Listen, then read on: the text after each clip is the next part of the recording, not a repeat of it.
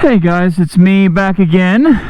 Today, just heading home from work, and I figured, well, today's a great day to talk about the Lamborghini Panagale V4 edition for 2025. And I figure, why not? My opinions don't really mean much, especially as a 27-year-old. Excuse my notes. I'm trying to get better about having them so I can arrange my thoughts so my videos make a little bit more sense to you guys. But oh man, I still haven't gotten over the exhaust on this bike. It still sounds so good. But yeah, so I've been seeing all the news about the new Panigale V4, and it's really got me thinking that maybe you guys would like to see my opinion as someone who's been riding for a long time, who is very opinionated, especially about a choice that a company makes. I don't think a good one in this case. I don't think horrible either,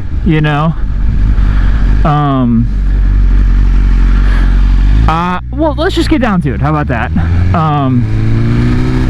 So I very strongly believe that this bike is instantly going to sell out, if they haven't already. I think that as far as the Audi group goes, Lamborghini, Volkswagen, Audi, all of them, the crossover makes sense. I think that there's no reason that Ducati shouldn't make a bike like this, but I just think that they went about it just completely wrong. So what I mean by that is you're paying Superleggera prices, like $100,000, to, at the core of it, get a full carbon Panigale V4S. That was a bike I considered at $31,000, I think is the base V4S. You're spending an extra $70,000 for a name and a bunch of carbon. In fairness, a bunch of carbon, very limited edition, beautiful bike. No one can tell you that this bike is not gorgeous. But for $100,000, unless I'm completely mistaken, which is possible, but from what I understand, it's much like the Supreme Edition that they had for the Street Fighter, the last gen Street Fighter, and the Oval Lamborghini editions, where it's just basically like a looks package, and it lightens it up. Like, this bike is 207 horsepower. It's not special to me. The Superleggera, I mean, those are $100,000 new, and you're getting hand-built block, same as a V4R, but just hand-built. You're getting carbon frame. You're getting full carbon everywhere, where it's not carbon, it's magnesium or titanium. Like, you're getting a super special bike for $100,000, and that's also a super limited run too. It's not like that bike they made 20,000 of them things. I don't know the correct number, because I'd be wrong if I told you one, but it's a very limited number. And it just feels like Ducati keeps using this as like a cash grab. Like, these bikes, you can find them on the internet for sale, and they don't get ridden. People put these in their garages, or they put them in their living room as statement pieces. Some people have more money than God, it seems, but I just don't get it. I don't understand it. The bike is clearly not for me, and I understand that.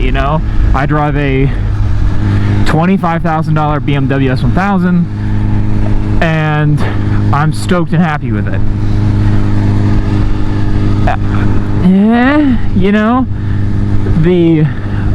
The other special editions that Ducati does make sense to me.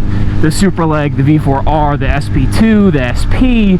Like, those make sense. They're lightweight, they're race models, or they're just higher horsepower, more custom stuff. This is just expensive to be expensive. I don't get it. There's a YouTuber, Jarrett Campisi, who I really like. He's got 2 of them, and he's obviously drumming up that he might buy this one. And it'd be really cool to see the set, but man, dude, close to $300,000 in MSRP motorcycles? Jeez, dude, I can't imagine. And you know, the pictures I've seen of this bike, like I keep saying, it looks rad. But I guess the people that are going to be buying this bike don't care. They just don't, like, not at all. So I don't know, what do you do? I want something that's fast, that gets me to and from places. And if I'm buying a special model, I want it to be special for a reason. And at $100,000, that's just not what I'm buying. It's just not gonna be. I think at $100 grand, I'm looking at more of, like I said, I would probably buy a used Super Leg, because well, the new ones, they're not out yet. We don't know how far out they are. The V4s aren't even out yet, so I would buy a used Super Leg. I'd buy like an X-Trenta. I would buy an HP4, but those are like 30 grand. I think all the motorcycles that I'm buying are really 90 grand and under, you know? I'm assuming that the next Super Leg's probably going to be in the 110-ish range. I don't think it's going to be 100. Because, you know, everything gets more expensive every year. There's just no way they're going to keep the price the same. So we'll call it a $110,000, $120,000 motorcycle. So, man, Ducati's really going to have to impress me in the future. I think that Ducati makes a beautiful bike. I think they put a lot of effort out there on everything else, but it just seems like with this bike and the V2, I think they just really missed the boat. I was gonna go to the next intersection, change it up, but I'm not waiting in these lights. It's hot today.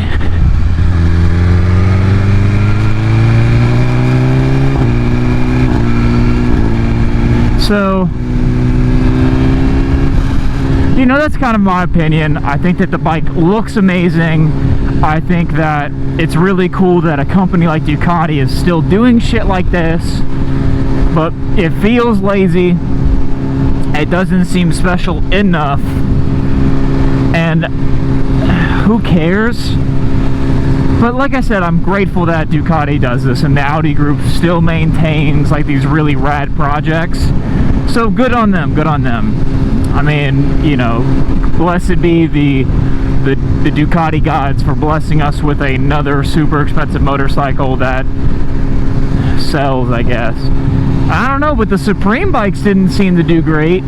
I saw my local dealership, Moto Giulia, they sell Ducatis, and they had a Supreme sitting there, the Supreme Street Fighter. Gosh, that thing sat there for 6 months. I don't want to say a direct number, but months. I think I saw it twice, and I don't go up there very often, you know. I guess 3 times, because I went up there once before I bought a bike, I went up there to buy a bike, and then I went there to service the bike, and it was there each time. So several months, I believe. So, I don't know, but I think that was one of the few rare cases where like a dude ordered it, never came and picked it up, so it just kind of sat. But even then, once they put it back up for sale, no one bought it, and that one was like 60 grand.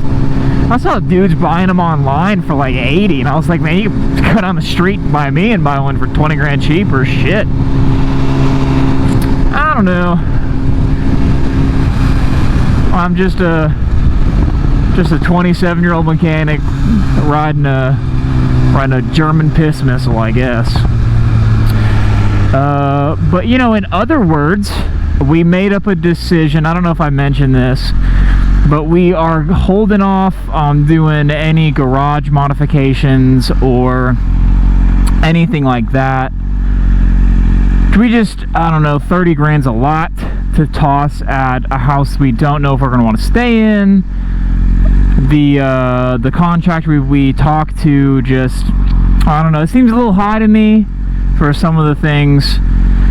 And I don't know, we're putting a pause. It's not no forever. I mean, I own the house, so you know, I gotta make a decision eventually. There's some stuff I'm gonna do around the home to try to level it up a little bit, but we'll see.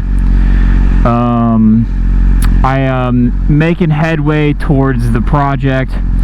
I've really been thinking about doing a cafe bike of some sort. I think that would be really cool with like some sort of motor swap. I think might be a possibility.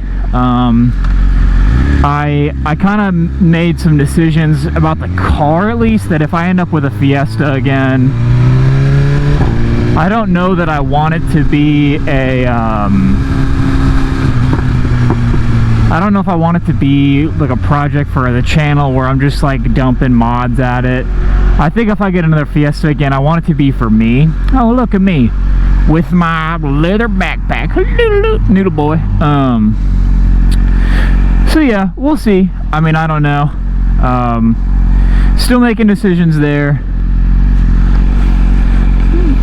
especially when the money's more right. I'll be looking. I think for the Fiesta, I'll be around 20 grand for that car, as long as the markets don't change too heavily.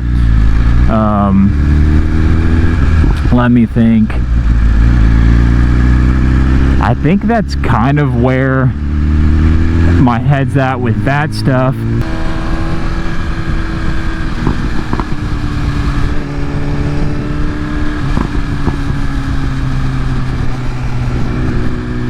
And dude, it eats ween.